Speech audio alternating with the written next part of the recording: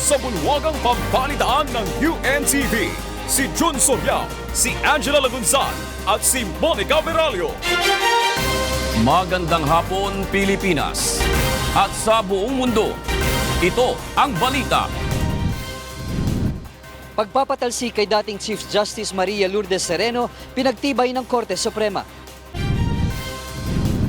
Panukalang ikonsiderang terorismo ang mga malawakang kilos protesta, paglabag sa karapatang pantao ayon sa isang constitutional law expert. Dating Health Secretary Janet Garin, bukas sa investigasyon kaugnay sa umano'y maanumalyang Barangay Health Station Project ng DOH. Mahigit 20 sugatan matapos maaksidente ang isang bus sa EDSA. 2 pang sasakyan na damay sa aksidente. Mga labi ng OFW na napatay sa Slovakia na iuwi na sa bansa. Wishful Journey album sold out sa loob lang ng ilang oras. Sinita at hindi na pinabiyahe ng Land Transportation Franchising and Regulatory Board ang mga tricycle na ginagawang school service at dumadaan pa sa mga major highways sa Metro Manila. Git ng LTFRB, delikado ang pagdaan ng mga ito sa highway. Ito ang balita ni Reynante Ponte. So, tanong ko lang, sir. Kung puno na yung tricycle, anong direction kayo? Dito po, iikot kami sa gilid, ma'am. So, sa National Highway talagang Opo, sa daan gilid po. Wala naman po kasi daan po namin. Surpresang pinuntahan ang mga tauhan ng Land Transportation Franchising and Regulatory Board ang pila ng mga tricycle na ito sa May Katipunan Avenue, corner CP Garcia. Sinita ng LTFRB ang mga driver dahil ginagamit na school service ang kanilang mga tricycle at sa highway pa sila dumadaan. Naka-counterflow ang posisyon ng mga tricycle at illegal itong nakaparada sa gilid ng highway. Inaayos lang ho natin. So, sa mga tricycle operators, wag lang ho tayo sa National Highway. Kasi ang National Highway ho, hindi ho intended para dyan ang mga tricycle. Side streets po ang mga tricycle for the safety of the riding public. Ikinagulat naman ng mga tricycle driver ang pagpuna sa kanila ng LTFRB lalo't matagal na silang bumabiyahe sa lugar at pinayagan naman umano sila ng lokal na pamahalaan. Kasi kung hindi kami bibiyahe dito sa Katipunan, mamamatay ang pamilya namin sa gutom. Kung doon lang kami sa looban mag-iikot-ikot. Dahil sa operasyon ng LTFRB, walang masakyan ng ilang mga estudyante papunta sa kanilang mga paaralan. Ang ilan umuwi na lang ng bahay. Ang iba ay sumakay sa mga sasakyan ng pamahalaan na nagbigay ng libreng sakay. Ayon kay LTFRB Board Member Attorney Eileen Lizada, lalo nilang bigyan ng special permit ang ilang city buses upang makabiyahe sa Katipunan Avenue bilang alternatibo sa mga tricycle. 5 to 10 buses just for rush hour para makuha yung mga bata. And then yung mga tricycle, kakausapin namin sila kung saan ang ending ng mga buses, doon sila pwedeng kumuha ng mga pasahero papasok na. Ayon kay Lizada, hindi ligtas sa highway ang pagbiyahe ng mga tricycle kaya hindi ito dapat pahintulutan ng lokal na pamahalaan. Reynante Ponte, UNTV, News and Rescue, Quezon City. Sa iba pang balita, naiuwi na sa Pilipinas ang mga labi ng overseas Filipino worker na si Henry Acorda. Si Acorda ay napatay sa Slovakia matapos ipagtanggol ng isang OFW sa isang Slovakian. Ito ang balita ni Nel Maribuhok. Alas 10 ng umaga kanina lumapag ang isang Slovakian aircraft sa Ninoy Aquino International Airport. Dala nito ang mga labi ng 36-year-old na OFW na si Henry Acorda. Sakay ng eroplano ang ina ni Henry at si Philippine Ambassador to Vienna, Cleofe Natividad. Si Henry, isang mabait na anak, pala kaibigan. Pag dito nasa bahay lang siya, wala naman siyang ginagawa kundi magbasa ng mga books. Sinalubong si Henry ng mga malalapit na kamag-anak, suot ang t-shirt na nagpapahayag ng paghingi ng hustisya. Kabilang rin sa umasiste sina Department of Foreign Affairs Secretary Alan Peter Cayetano at mga opisyal ng OWA at POEA. Ayon kay Cayetano, patuloy ang kanilang pakikipag-ugnayan sa Slovakian government upang mabigyan ng hustisya ang pagkamatay ni Acorda. Well, nangako ang gobyerno ng Slovakia that tututukan nila to and that justice will be served. So ang pakiusap lang ng pamilya, bantayan talaga ng ating ambassadors. Si Henry ay isang financial analyst sa Slovakia. Nasawi ito dahil sa pagtatanggol sa kasamang Filipina na hinaharas ng isang Slovak national noong May 26. Nakaditin nila ang suspect na nahaharap sa kasong manslaughter na may parusang pagkakakulong ng 7 hanggang 12 taon. Sa aming pakikipag-usap, ang tansya nila ay baka abutin ng 8 months before a decision can be rendered. Makakakuha ng financial assistance mula sa OWA ang pamilya Acorda bukod sa ipagkakaloob na tulong ng DFA. Sa Sabado, inaasahang ililibing ang mga labi ni Acorda. Nel Maribuhok, UNTV News and Rescue, Pasay City. Mahigit 600 individual ang inaresto ng Southern Police District kagabi dahil sa paglabag sa mga ordinansang ipinatutupad sa iba't ibang lungsod. Kabilang sa mga inaresto ang ilang menor de edad. Ito ang balita ni Asher Cadapan Jr. Muling nagikot sa iba't ibang lansangan sa katimugang bahagi ng Metro Manila ang mga tauhan ng Southern Police District. Target ng operasyon na mahuli ang mga lumalabag sa mga ordinansang ipinatutupad ng mga lokal na pamahalaan. Mahigit 600 ang nahuli ng mga pulis. Dinala ang mga ito sa headquarters ng Taguig, Makati, Pasay, Parañaque, Muntinlupa at Las Piñas Police. Kabilang sa mga hinuli ay yung mga walang suot na damit pang itaas, nag-iinuman o naninigarilyo sa mga pampublikong lugar at mga menor de edad na lumabag sa curfew. Hindi naman porke mga nakatambay huhulihin na. Hindi naman yun ang utos. Ang utos is kung may mga nag-umpukan, i-approach na magalang at kumare, di pauwiin sila. Tapos yung may mga na-violate na batas, yun lang ang pwede naming arestuhin. Ang mga inaresto ay isa sa ilalim sa inquest proceedings. Ito-turn over naman ang mga menor de edad sa Department of Social Welfare and Development. Katuwang ng mga otoridad sa pagsasagawa ng operasyon ang mga tauhan ng barangay. Sa gabi-gabi namin duty, nagnanaway kami, nanita kami ng mga kabataan na pumasok na sa kanilang bahay. O natin masama, kasi makukulit, ganun. Pero nasasaway naman. Paalala ng mga otoridad sa publiko, sumunod sa batas dahil mismong si Pangulong Rodrigo Duterte na ang may utos na pauwiin ng mga tambay o kung hindi ay huhulihin ng mga ito. Asher Cadapan Jr., UNTV News and Rescue, Philippines. Hindi prelude o papunta sa martial law ang ginagawang paghuhuli ng mga pulis sa mga tambay na lumalabag sa iba't ibang ordinansa. Ayon kay PNP Chief Police Director General Oscar Albayalde, 2016 pa nila ginagawa ito sa ilalim ng Oplan Rodi o ang Rid the Streets of Drunkards and Youth. Target lamang ng operasyon na mapanatiling ligtas ang mga lansangan sa bansa. Anya, hindi rin kasama sa mga pinag-uusapan sa command conference ng PNP at AFP ang patungkol sa martial law. Wala.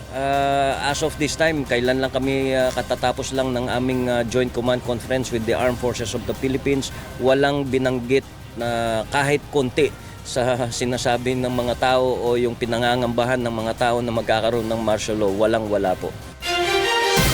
Susunod sa Ito ang Balita. Pagpapatalsik kay dating Chief Justice Maria Lourdes Sereno, pinagtibay ng Korte Suprema. Kaso ng dengue sa Cordillera tumaas ng 87%.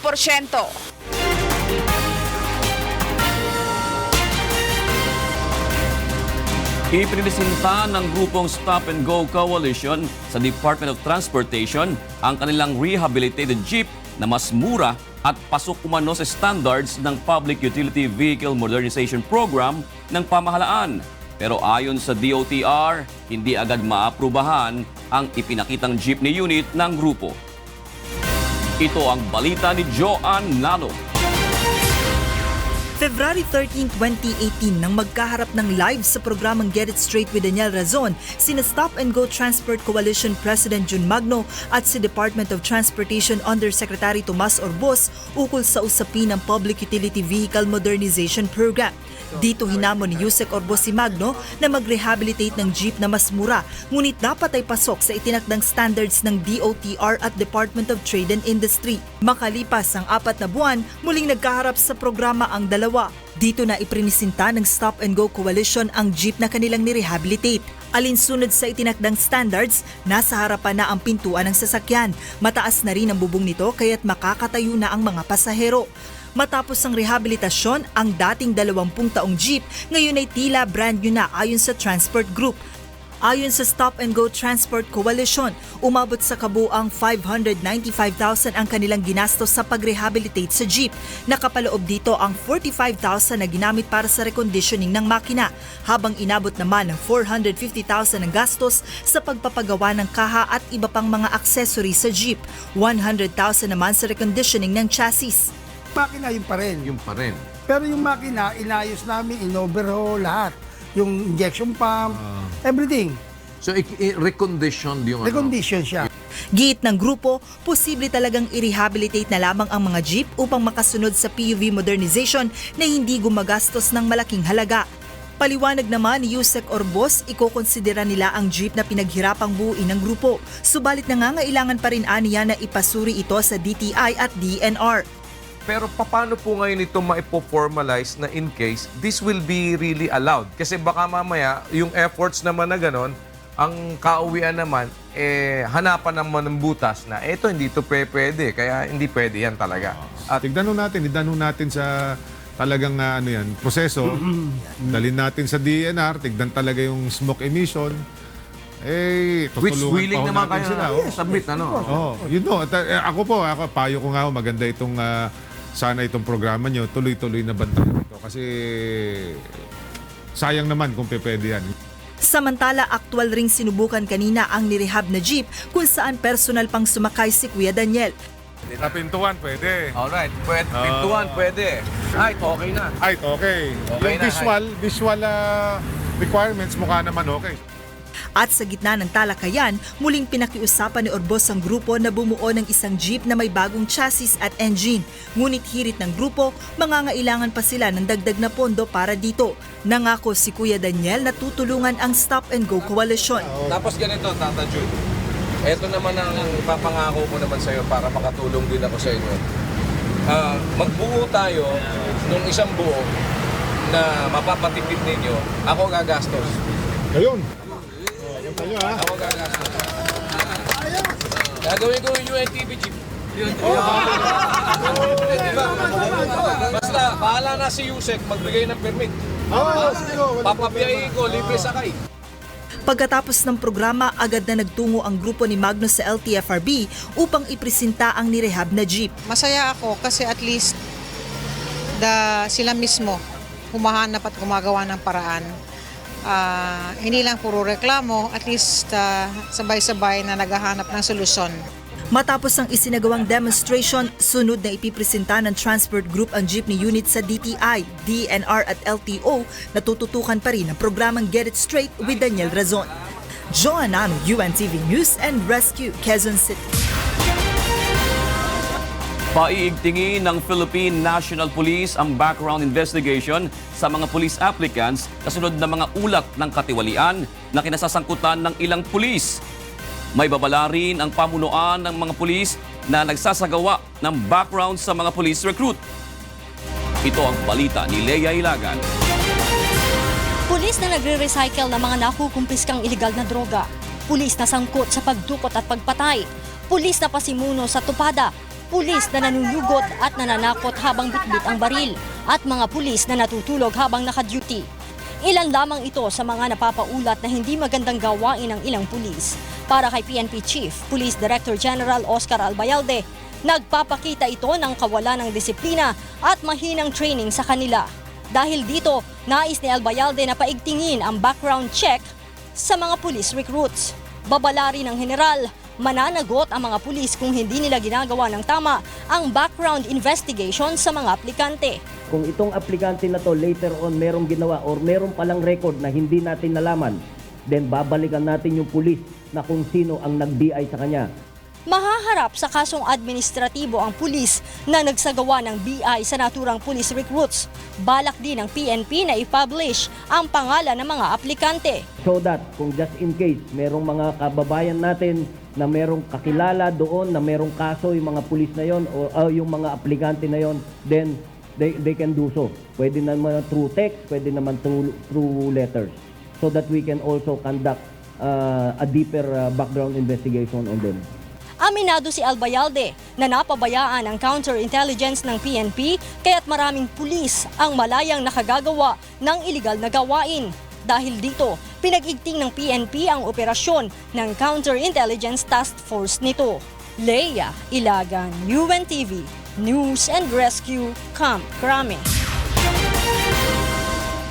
Pinagtibay ng Korte Suprema ang kanilang desisyon na patalsikin sa pwesto si dating Chief Justice Maria Lourdes Sereno. Nanawagan naman ang Malacanang na igalang ang desisyon ng kataas-taasang hukuman. Mula sa Maynila, ito ang balita ni JL Asayo live. Magandang hapon, JL. Magandang hapon, June. Denied with finality ang naging desisyon ng Supreme Court en banc sa motion for reconsideration na inihain ng dating Supreme Court Chief Justice Maria Lourdes Sereno. Sa botong 8-6, hindi kinatigan ng Korte Suprema ang apela ni Sereno, kaya't magiging pinal na ang kanilang desisyon nitong nakaraang Mayo na nagpatalsik sa dating punong mahistrado. Ikinatuwa naman ito ni Solicitor General Calida na siyang nagsampa ng co-warrant of petition laban kay Sereno. I'm happy with the results. This is a triumph of justice again. Ikinatuwa rin ni Congressman Reynaldo Umali, chairman ng House Committee on Justice, ang naging desisyon ng Korte Suprema dahil hindi na umano nila kailangan pang maghanda para sa Senate trial na tiyak nagugugol ng mahabang panahon at budget. Mas magiging mahigpit nila sila sa pagpili sa mga requirement gaya ng kompletong salin ng susunod na Chief Justice upang hindi na maulit pa ang nangyari sa kaso ni Sereno. Malinaw sa decision yon that it is not only a simple requirement. It is even a constitutional duty. So dapat lang na maging stricto tayo doon. Especially for positions like the Supreme Court where and the judiciary in particular, no? Because they will be there until age 70. Ayon kay Presidential Spokesperson Secretary Harry Roque, dapat nang tapusin ang issue at pasakop sa desisyon ng kataas-taasang hukuman. Sa kabila nito, muling nanindigan ang ilang senador na wala sa jurisdiksyon ng Korte Suprema ang pagpapatalsik sa pwesto ng mga impeachable officials. Ayon kay Senator Joel Villanueva, mula pa noong una ay nanindigan na siya na sa pamamagitan lang ng impeachment trial mapapaalis sa pwesto si CJ Sereno batay na rin sa konstitusyon. Para kay Senator Antonio Trillanes, muli na namang anyang nagtagumpay si Pangulong Duterte na wasakin ang isa pang tagapagtanggol ng demokrasya, ang Korte Suprema. Simula ngayong araw, June 19, idineklara ng bakanting posisyon ang pagiging Chief Justice. Kaya naman, tumatanggap na ng aplikante ang Judicial and Bar Council para sa nagnanais na maging punong hurado. At kailangan namang mapunan ang posisyon sa loob ng 70 araw. Balik sa inyo, June. Maraming salamat, JL Asayo. Nagulatan live mula sa Maynila. Hindi palusot sa usapin ng deportation ng Australian missionary na si Patricia Fox ayon sa Malacanang.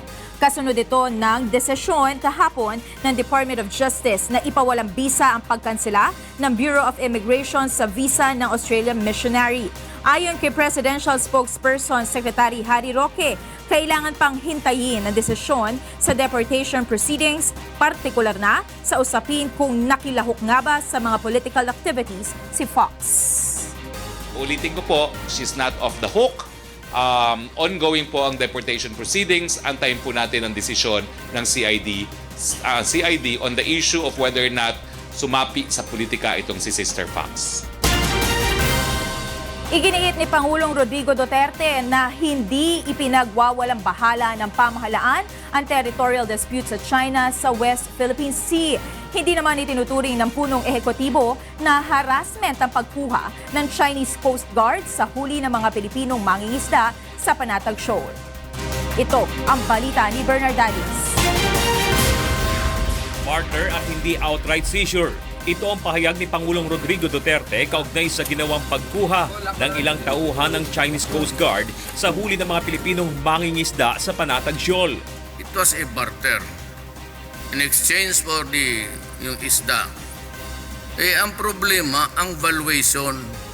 You do not have a way of any barter. It's wishful thinking, yan, the value of that, hindi tayo nakakaintindihan dito. It was not an outright seizure of. Subalit para sa isa sa mga kritiko ng Pangulo na si Senator Risa Ontiveros, tila matapang lamang umano ang punong ehekutibo sa mga mahihirap, walang trabaho at walang kalaban-laban na mga tambay na Pilipino. Pero tiklop ito pagdating sa China na tambay sa panatag siyol. Partikular na tinutukoy ni Ontiveros ang utos ng Pangulo na hulihin ang mga tambay. Pero binigyan din ng Pangulo na may polisiya ang administrasyon pagdating sa issue ng territorial dispute sa China. Ayon sa punong ehekutibo, naghain na ng protesta ang Pilipinas laban sa China. If I threaten them to file 1,000 protests, which we did, hindi na natin pinablis yung protesta natin. Nilinaw rin ng Pangulo na ang Woody Island ay hindi bahagi ng teritoryo ng bansa. Unang naiulat na lumapag sa naturang lugar ang bomber plane ng China. Woody Island is really somewhere. Kayong mga, alam niyo yan, it's too far away. It is not even part of the islands that have been claimed by the Philippines. It's an island so far.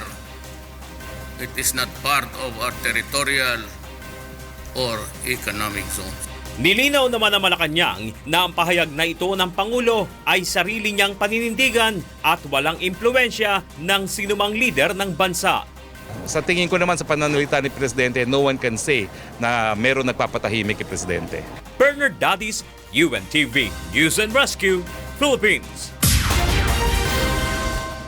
Target ng Department of Tourism na umabot sa 7.4 million ang tourist arrival ngayong taon. Mas mataas ito ng 11.3% kumpara noong 2017 kung saan nasa mahigit 6 na milyong turista ang bumisita sa bansa. Ayon kay Tourism Secretary Bernadette Romulo Puyat, malaking buto nito ay inaasahang magmumula sa China at Australia. Patutuunan ng pansin ng Tourism Department ang pagtatayo ng mga daan at airports para mapadali ang biyahe ng mga turista patungo sa mga magagandang lugar sa bansa. Democratic lawmakers call on President Donald Trump to reverse child separation policy after children are held after being separated from their parents at the border by U.S. immigration agents. Sonny Cos has this story. And so this is not an immigration issue, this is a humanitarian issue. This is what House Minority Leader Nancy Pelosi said on Monday after visiting the detention center where immigrant children are held after being separated from their parents at the border by U.S. immigration agents. The cabinet-level U.S. agency Health and Human Services released video from the detention centers showing children from their neck down engaging in sports and other playground activities. Media outlets were not allowed to record their own video. What is it that they are thinking? I know that these people in Congress and in the administration are parents. Do they think these children deserve less than their children do in terms of care and love? President Donald Trump said on Monday he would not allow the United States to become a migrant camp as his administration faced a barrage of criticism from separating immigrant children from their parents at the U.S.-Mexico border. Medical professionals have said the practice could cause lasting trauma to children. While parents are held in jail, their children are sent to separate detention facilities. Video footage released by the government showed migrant children held in wire cages, sitting on concrete floors. But the Trump administration defended its hardline immigration policy at the U.S.-Mexico border. While Democrats blasted such treatment as barbaric and some Republicans also voiced concerns, Department of Homeland Security Secretary Kirstjen Nielsen said the administration was only strictly enforcing immigration law. We are enforcing the laws as they exist on the books. As long as illegal entry remains a criminal offense, DHS will not look the other way. The family separations result from Trump's zero tolerance policy that provides for the arrest of all adults caught trying to enter the United States illegally. Sonny Cos, UNTV News and Rescue, USA. The United States and South Korea have agreed to suspend joint military exercise. According to a South Korean Defense Ministry statement, South Korea and the United States have agreed to suspend all planning activities regarding the Freedom Guardian military drill scheduled for August. It can be recalled that President Donald Trump pledged to end war games after his summit with North Korean leader Kim Jong-un last week. Those conversations are ongoing, and at this point, as long as the North Koreans continue to act in good faith, as we saw in Singapore, then we expect those things to be on pause at this point.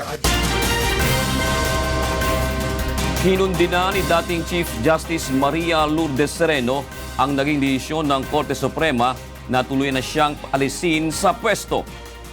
Mula sa Quezon City, ito ang balita ni Grace Casin live. Magandang hapon, Grace. June, ang inilintulad nga ni Chief Justice Maria Lourdes Sereno sa pagpapakamatay ang naging desisyon ng Korte Suprema ngayong araw para patalsikin siya sa pwesto. Isinisisi niya rin kay Pangulong Rodrigo Duterte ang umano'y nangyayaring panggigipit sa iba't ibang ahensya ng pamahalaan, lalo na sa hudikatura. Ayon kay Sereno, hindi naging patas ang desisyon ng Korte Suprema sa quo warranto petition laban sa kanya dahil mismong mga mahestradong bumabatiko sa kanya ang humatol dito. Sa halip daw na mag-inhibit, ang mga ito pa ang bumoto upang siya ay ilisin sa pwesto. In the words of my colleague, the Supreme Court has committed seppuku without honor. Binaliwala umano ng desisyon ng ang exclusive power ng Senado na duminig sa mga reklamo laban sa mga impeachable officer. Umaasa din siya na sa Senado siya makakapagpaliwanag sa kanyang panig laban sa walang basihang impeachment complaint na nakahain laban sa kanya. Subalit hindi na umano siya nagtataka sa naging takbo ng hustisya sa bansa dahil lahat umano ng nangyayaring pagsira sa hudikatura ay dahil kay Pangulong Rodrigo Duterte. Hinamon din ni Sereno si Pangulong Duterte na magbigay ng malinaw na sagot kung papaano niya masusolusyonan ang mga isyong kinakaharap at nagpapahirap sa bansa, gaya ng pagtaas ng presyo ng mga pangunahing bilihin dahil sa train law, pagtaas ng bilang ng mga nasasawi sa war on drugs, paglaganap ng ilegal na droga galing sa China at iba pa.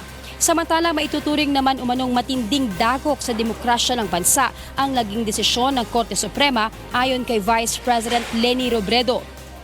Dahil umano sa naging pasya ng 8 maestrado, naging bahagi na ng batas ang desisyon sa quo warranto petition na maituturing na labag sa batas at katwiran.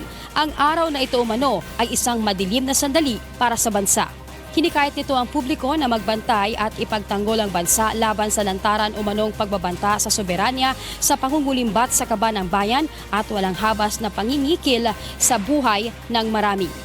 June, dahil nga rin sa naging desisyon na yan ng Korte Suprema ay ipinahayag kanina ni House Majority Floor Leader Congressman Rudy Fariñas na i-dismiss na nila ang impeachment complaint laban kay dating Chief Justice Maria Lourdes Sereno na nakahain ngayon sa Kamara. Ayon din kay House Speaker Pantalon Alvarez, wala na raw saysay ang impeachment complaint na ito dahil pinawalang bisa na rin ng Korte Suprema ang appointment ni Sereno.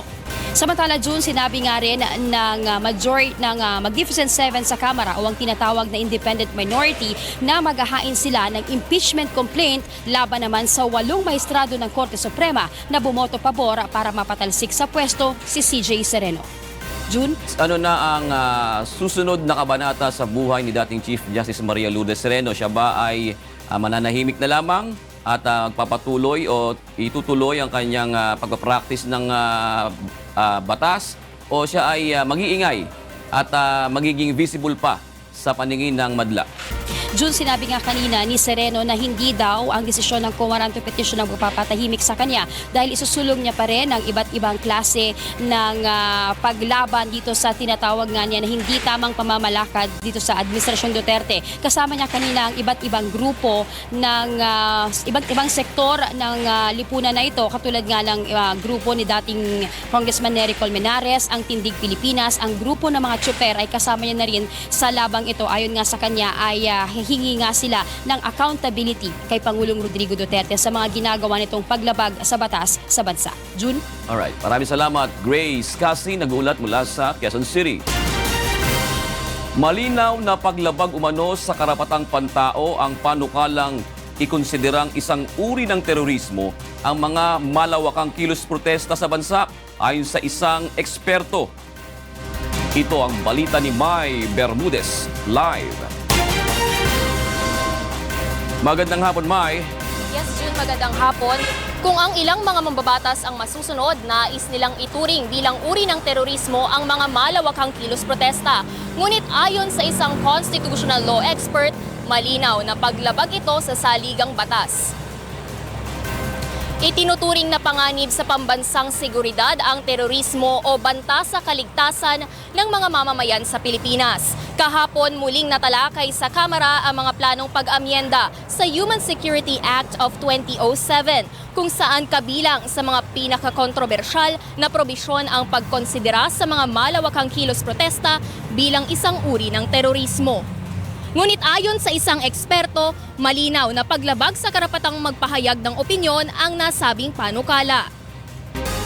Kung ganun ang magiging definition nila at ganun ang sasabihin nila na yung assembly or even protest is terrorism, yung EDSA 1 pala terrorism, yung EDSA 2 pala terrorism, yung EDSA 3 pala terrorism, lahat pala ng gathering sa buong mundo terrorism. Probisyong ipinababago sa Kamara ang pagkulong sa mga terrorism suspect sa loob ng 30 araw kahit wala pang utos mula sa korte. Sa kasong Umil versus Ramos noong 1990, napagdesisyonan ng Korte Suprema na tama ang naging pag-aresto ng walang arrest warrant kay Rolando Dural na umano'y miyembro ng New People's Army o NPA na itinuring na uri ng rebelyon. Technically speaking, bawal yun. Bakit bawal yun? Kasi pwede lang mag-aresto sa bansang ito kapag may warrant of arrest. Kaya may warrant of arrest kasi mag-a-apply ka sa korte. Meaning, i-apply, patutunayan mo sa korte that you have reasonable ground to believe that this person is actually committing or is about to commit a crime. Tingin naman ng mga militanteng grupo, paraan lang ito upang busalan ang mga kritiko ng administrasyon. Iba't iba ang pagtingin ng mga militanteng grupo at ng mga Pilipino sa mga polisiya ng gobyerno. Ngunit ano't anuman ang kanilang dahilan, malinaw na sa ilalim ng demokrasya, isa itong uri ng karapatan. Balik sa'yo. Maraming salamat, Mai Bermudez. Nagulat ang live mula sa Quezon City. Nakitaan na noon ng anomalya ni dating Health Secretary Pauline Ginobial ang Barangay Health Station Project ng Department of Health kaya pina-audit niya sa COA ang naturang proyekto. Handa rin ang dating kalihim na maging si dating Secretary Janet Garin na harapin anumang investigasyon sa sinasabing maanomalyang proyekto. Mula sa Quezon City, ito ang balita ni Aiko Miguel live. Aiko, go ahead. Yes, Angel, magandang hapon. Wineltahan ni dating Health Secretary Pauline Ginobial ang paninisi sa kanya ni dating Health Secretary Janet Garin sa umano'y napabayaang proyekto sa pagtatayo ng barangay health stations. Sa isang mensahe, sinabi ni Ubial na bagaman itinuloy niya ang proyekto, ipinasuri niya ito sa Commission on Audit noong February 2017 matapos makitaan ng anomalya. Ayon pa kay Ubial, sa halip na manisi, dapat na lamang anyang ipaliwanag ni Garin kung bakit pinayagan nito ang isang proyektong hindi na paghandaan. Handa rin ang dating opisyal na ipaliwanag ang kanyang panig sa COA at Ombudsman. Sang-ayon din si former Health Secretary Janet Garin na imbestigahan ang proyekto na nagkakahalaga ng 8.1 billion pesos. Si Garin ang kalihim ng DOH nang sinimulang ipatupad ang naturang proyekto noong 2015. Kailangan anya itong malinawan lalo't nadidiin na naman ang kanyang pangalan sa sinasabing panibagong anomalya sa DOH. If there are violations, then I agree, heads should roll. If there is corruption, heads should also roll. Pero huwag naman po sanang agad-agad na nagbibintang. Apela ng dating kalihim kay Secretary Francisco Duque III, sana ay kunin din ang kanyang panig upang maipaliwanag niya ang ilang bagay sa umano'y maling procurement process at validation sa sites ng proyekto, lalo na anyat kasama ang DILG at DepEd sa implementasyon nito. Kung meron mga problema sa implementation, ganun din po ang inaputan ko sa DOH nung ako'y pumasok. Pero ang ginawa ko po, pinapatawag ko yung mga directors involved, tinitingnan kung ano yung problema. I don't have the words to describe, but I haven't really worked in an organization that has had so much controversy. And it really pains me. Because when I was first Secretary of Health in 2005, DOH used to enjoy one of the highest approval. Yes, Angel, nauna nang ipinahayag ni Secretary Duque na tila sakuna itong sunod-sunod nga na natutuklasan nilang anomalya sa loob ng Department of Health sa kanyang pagbabalik bilang kalihim ng Department of Health. Yan muna ang latest live. Balik sa iyo, Angel. Maraming salamat sa iyo, Aiko Miguel. Live na nagulat mula sa Quezon City.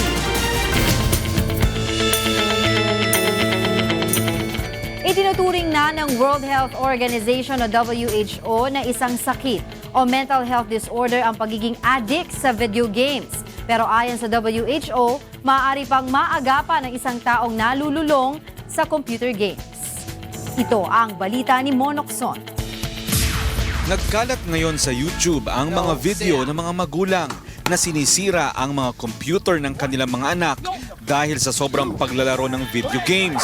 Naalarma ang World Health Organization dahil sa tumataas na bilang ng kaso ng gaming addiction, kung kaya't itinuturing na ito ng WHO bilang isang sakit o mental health disorder. We have been reviewing the evidence for the gaming behavior as a disorder for last several years, and we consulted also a number of experts from all around the world, and the conclusion reached was that there is sufficient evidence now to include gaming disorder as a new diagnostic category in ICD-11. Pero ayon sa WHO, maaari pang maagapan ang isang taong nalululong sa gaming addiction. Kailangan lang matukoy ang mga sintomas upang agad itong masolusyonan. Kabilang dito ang kawalang gana sa pagkain, hindi makatulog o madalas na pupuyat, poor hygiene, naapektuhan ang kalusugan at tinatawag na withdrawal symptoms. Ang payo ni Dr. Camille Garcia na isang psychologist, disiplinahin ang anak sa oras ng paggamit at paglalaro ng video games. Hikayatin rin ang bata na makisocialize sa mga kaibigan nito at huwag pabayaang nakakulong lamang sa kwarto at naglalaro. Huwag niyong gawin ang mga gadgets, ang mga computers na mga ganyan na babysitters ng inyong anak. Because sometimes akala natin dahil nandun sa naglalaro yung bata, iniisip mo, ay tahimik, hindi nanggugulo, hindi ako iniistorbo, hindi natin alam, nalululong na dun sa game. Si EJ inaabot ng 5 oras sa paglalaro sa computer noon. Aniya, nakaka-addict talaga ang paglalaro ng video games. Kasi minsan nakakabitin eh. Ganon, nakakabitin siya. Kaya parang gusto ko pang laruin. Kasi yun, tumatagal lang ng 5 oras. Ayon sa nanay ni EJ, binabantayan niya ang oras sa paglalaro ng kanyang anak, lalo na at umpisa na ng klase nito bukas. May usapan kami na dapat yung hindi priority yun, yung paggamit nun. Kailangan i-priority niya muna yung mas mahalagang bagay na magawa. Kung may extra oras siya na bakante, pwede niyang gamitin yung mga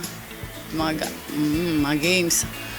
Ayon sa WHO, isasama na nila sa International Classification of Diseases ang gaming addiction sa susunod na taon. Maihahanay na ang gaming addiction sa gambling addiction at iba pang mental disorder. Mon Hokson, UNTV News and Rescue, Marikina City.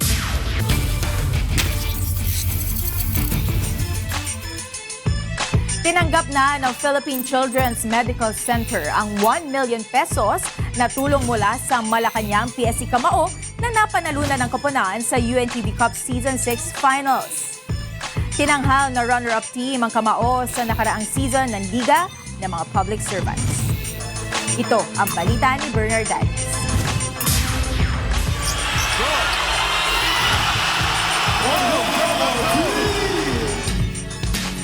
Formal nang ipinagkaloob ng Malacanang Philippine Sports Commission Camao sa pangunguna ni Special Assistant to the President Christopher Bongo ang 1 million pesos cash prize na napanalunan nila sa UNTV Cup Season 6 bilang runner-up team noong Marso. Ang mga cancer patient ng Philippine Children's Medical Center ang isa sa napiling beneficiary ng Kamao Team. Sa kabuuan, 2 milyong piso ang napanalunan ng Malacanang team sa UNTV Cup. Ang 1 milyong piso ay ipinagkaloob naman nila sa Millennium Sports Development. Hindi man nakuha ang kampyonato, masaya pa rin ang Kamao Team dahil sulit ang kanilang pawis at pagod sa hard court ng Liga ng mga Public Servant dahil ang tunay na panalo ay ang kanilang mga natutulungan. Masaya po kung nakakapasaya tayo ng tao. Yun po ang fulfillment ko po, mapasaya rin kayo. Matapos ang pagkakaloob ng tseke, isa-isa ring dinalaw at kinausap ni Secretary Bongo ang mga magulang at mga batang cancer patients sa PCMC. Labis din ang ligaya ng mga cancer patient dahil binigyan pa sila ng gift packs ni Sap Bongo. Huwag kayo mawala ng pag-asa sa mga anak natin. Alam kong mahal na mahal nyo sila.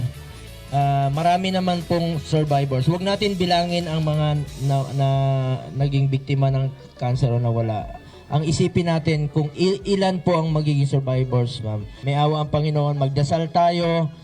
Sa ngayon, kasama rin sa UNTV Cup Off-Season Executive Face-Off ang Malacanang PSC Kamao sa pangunguna ni Sap Bongo at iba pang miyembro ng gabinete ni Pangulong Rodrigo Duterte. Bernard Dadis, UNTV News and Rescue, Philippines. Sarado pa rin ang Cannon Road sa mga motorista sa kabila ng maganda na ang panahon. Ito ang balita ni Grace Doctolero. Saan pa ilang nga mabalin nga dumalan ijay Cannon Road dagiti luglugan mapankan bumabati Baguio City uray no pimentasan ti panawon. Gapot tinapasamak nga aksidente idi Domingo nga maysa nga SUV tinatindagan ti boulder. Wenno dakkel nga bato ijay sitio Tukang Barangay Camp 6 Tuba Benguet. Gapod na ito'y nagdesisyon ti Baguio City District Engineering Office iti Department of Public Works and Highways nga isiramanan kadagiti motorista. Ang Cannon Road right now is closed because of the recent incidents. Continuous pa rin ang threat ng road issues na ito, and we are closing it until further notice. Tatakat belbilinan da nga dagiti lugan ket dumalan ijay Marcos Highway ken Nagilian Road lalo no napigsa ti tudo. Napipigsa nga tudo tinapadasan ijay ili ti Baguio idi napalabas nga lawas gapo ti Southwest Monsoon uray no pimentasan ti panawon ket binilinan da nga ti publiko ket agannad. The soil is still wet and soft kaya mari pa rin itong makaapekto dun sa ating lupa sa Cannon Road. Kaya antabayanan nyo na lang po ang muling pagbubukas ng Cannon Road. Kasi po, pero sa mga nakatira doon, kailangan lang po ng iba yung pag-iingat. Grace Doctolero, UNTV, Damdamag kan Panangalaw, Baguio City. Umabot na sa 937 ang kaso ng dengue sa Cordillera Administrative Region mula Enero hanggang Hunyo. Ayon sa Department of Health Cordillera, 87% ang itinaas ng dengue cases sa unang 6 na buwan ngayong taon kung ikukumpara sa katulad na panahon noong nakaraang taon. 3 na rin ang naitatalang namatay sa sakit na dengue sa rehiyon sa nakalipas na 6 na buwan. Paalala ng Department of Health, agad na magpatingin sa doktor kapag nakitaan ng mga sintomas ng sakit na dengue. Hinihikayat ng lokal na pamahalaan ng Quezon Province na magsagawa ng ordinansa ang bawat bayan sa lalawigan upang ipatupad ang programa kontra rabies. Ito ang balita ni Japet Cablaida. Nakasanayan na ni Mang Anselmo Diraya ang mag-alaga ng aso upang magsilbing bantay sa kanilang mga manok, bibi at mga gamit sa kanilang bakuran. Ngunit dahil kapos rin sa budget, aminado si Mang Anselmo na hindi pa niya napapabakunahan ng anti-rabies ang kanyang mga aso. Sa ngayon, itinatali na lamang muna niya ito upang hindi makakagat o makapanakit ng tao. Ayon sa Integrated Provincial Health Office, isa sa prioridad ng lokal na pamahalaan ng Quezon ang unti-unting maging rabies-free ang mga bayan sa lalawigan.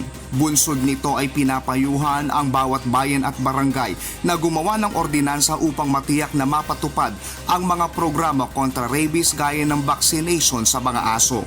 If we can improve on the advocacies at the barangay levels and if we can place veterinary officers per town, mapapaigting natin yung anti-rabies program. Noong 2017, nakapagtala ng 10 namatay dahil sa rabies mula sa kagat ng aso sa lalawigan. Samantala mula Enero hanggang Mayo ngayong taon ay mayroon ng 5 namamatay dahil sa rabies infection. Umaasa naman si Mang Anselmo na magkakaroon ng libreng anti-rabies vaccine ang lokal na pamahalaan. Sana po ay mabigyan pansin ng gobyerno yung mga aso na puntahan sana yung mga tao na may aso na wala naman panggastos para dalhin sa klinik yung aso at paturukan. Nauna nang naideklara ng Provincial Health Office ng Quezon na rabies-free ang mga bayan ng Alabat, Perez at Quezon. Japet Kablay na UNTV News and Rescue, Quezon Province. Idedeklarang drug clear ang mahigit 200 barangay sa Western Visayas. Ito ang balita nila Lane Moreno. Matapos ang sunod-sunod nga deliberasyon sa Barangay Drug Clearing Program Regional Oversight Committee, gindeklarar na nga drug cleared ang 214 ka mga barangay sa Western Visayas. Ang BDCP-ROC ang ginalakipan sang Philippine Drug Enforcement Agency, Philippine National Police, Department of Health, kag Department of the Interior and Local Government. Suno sa PDEA, 726 ang ginpaidalom sa deliberasyon. Base sa Dangerous Drugs Board Regulation No. 3 Series of 2017, mahimo lamang nga ideklarar nga drug cleared ang isa ka barangay kung malambot sini ang mga masunod nga criteria. Wala sang droga, transshipment activity, drug laboratories, drug warehouses, marijuana cultivation, drug den, drug users, pushers, drug protectors, kag aktibo nga suporta sang barangay kag SK officials sa anti-drug campaign. Apang suno sa PDEA, mahimo nila nga dulaon ang bisa sang drug cleared certification kung napabayan ang barangay kag liwat nga magbalik ang operasyon sang droga sa ila lugar. So yung binibigay natin ng certificate, pwede yun siya ma-revoke anytime pag makita natin na mayroon pang mga personality sa area nila at kung hindi na active yung kanilang mga barangay officials. So kailangan nilang uli mag-revalidate. Ginakabig naman sa Oversight Committee nga dako nga pagpanghangkat kung paano malimpyuhan sa droga ang nabilin nga mga barangay sa bilog nga Western Visayas nga hindi pa drug cleared. Gumagawa tayo ng orientation. So yung nakasaad na mga parameters under DDB Regulation No. 3, mga guidelines, kailangan mga documentary requirements. Lane Moreno, UNTV News and Rescue, Iloilo. Nanumpa ngayong araw ang mahigit 50 bagong halal na sangguniang kabataan official sa Calamba, Laguna. Pinangunahan ni Special Assistant to the President, Secretary Bongo, ang oath-taking ceremony. Pinayuhan ni Go ang mga bagong opisyal na umiwas sa iligal na droga at maging aktibo sa kanilang tungkulin upang makatulong sa pamahalaan. Para po sa next generation itong ginagawa ng ating Pangulo. So kayo naman po, mag-aral kayo, yung mga SK, kayo po yung directly involved po sa barangay. I-share nyo po yung knowledge ninyo at lumayo sa droga. Kasi yun lang po nakakasira sa utak ng mga kabataan.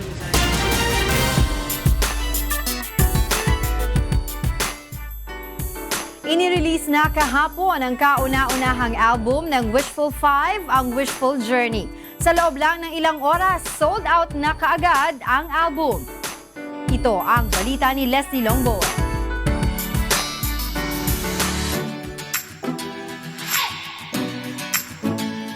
Libo-libong fans ang pumila sa album release ng Wishful Journey kahapon. Sulit naman ang matyagang paghihintay dahil sa pagkakataong makita ng personal at makapagpa-picture sa Wishful 5 na sina Ace Bartolome, Carmela Ariola, Louie Ann Culala, Kimberly Baluzo at Princess Sevillana. Dahil sa overwhelming support ng mga tagahanga ng 5, sa loob lamang ng ilang oras ay opisyal nang inanunsyo ng Star Music na sold out na ang album. Wala na akong masasabi kundi salamat. Salamat po sa Diyos sa lahat ng pagkakataon na binigay niya. Hindi naman namin in-expect na ganito pero grabe yung blessings. Lahat kami mangyak-ngyak na sa sobrang dami talaga nagmamahal at nagsusupport sa amin. It's all about the talent. Opo, kasi yung talento na bring namin sa mga listeners, sa mga nanonood at nakikinig sa amin talagang siguro doon po nila nakita. Samantala, grateful naman ang Wishful sa kanilang fans na nagpapalakas ng kanilang kalooban. Thank you so much. Grabe, hindi namin in-expect na magiging ganito kainit yung suporta niyo sa amin. And sana wag kayong magsawa na suportahan kami. Ibibigay namin yung 200% ng aming performance para maibalik namin yung gratitude namin sa mga supporters namin. 18 original at revival tracks ang mapapakinggan sa kauna-unahang album ng Wishful 5. Samantala, inaasahang dadagsain din ang Wishful Journey concert na isasagawa mamaya sa Smart Araneta Coliseum alas 7 ng gabi. Leslie Longboan, UNTV News and Rescue, Quezon City. Mamaya na ang pinakahihintay ng Wishful Journey album launch concert. Alamin natin ang ginagawang paghahanda ng Wishful 5 sa kanilang big night. Nagbabalik si Leslie Longboan mula sa Smart Araneta Coliseum live. Leslie? Yes, magandang gabi, Angela. Mula kaninang tanghali hanggang sa mga oras na ito ay puspusan ang pag-ensayo ng Wishful 5 para sa kanilang Wishful Journey album launch concert na isasagawa mamayang alas 7 ng gabi. Kahit practice pa lang ay todo bigay na sina Is Bartolome, Carmela Ariola, Louie Ann Tulala, Kimberly Baluzo at Princess Sevillena. Kabilang sa kanilang mga aawitin ay ang mga original at revival tracks na kasama sa kanilang album na inirelease kahapon. Matapos ang overwhelming album release, nangako ang mga ito na bibigyan ng excellent show ang kanilang fans. Bukod sa performances ng Wishfuls, aabangan din ang ilang special numbers mula sa guest performers na sina PGT Season 6 Grand Champion Cristel de Catalina, R&B heartthrob Daryl Ong, R&B Prince Chris Lawrence, Asia's Phoenix Morissette at pop rock superstar Yeng Constantino. Samantala, Angela, maya-maya lamang ay bubuksan na ang gates ng Araneta para sa lahat ng mga supporters ng Wishful 5 na manonood sa concert ngayong gabi. Angela? Maraming salamat sa iyo, Leslie Longboan, live sa Smart Araneta Coliseum. Kita-kits ka. Kita-kits sa kanila. Okay. Oo. At good luck. Break a leg. Full house yan for sure. At yan ang naging kabuuan ng ating balitaan ngayong gabi. Aming inilahad ng buong katapatan kung paano namin nasaksihan. Kayo'y makapagtitiwala ng aming nakita at narinig. Ang aming ibinabalita. Magandang gabi po.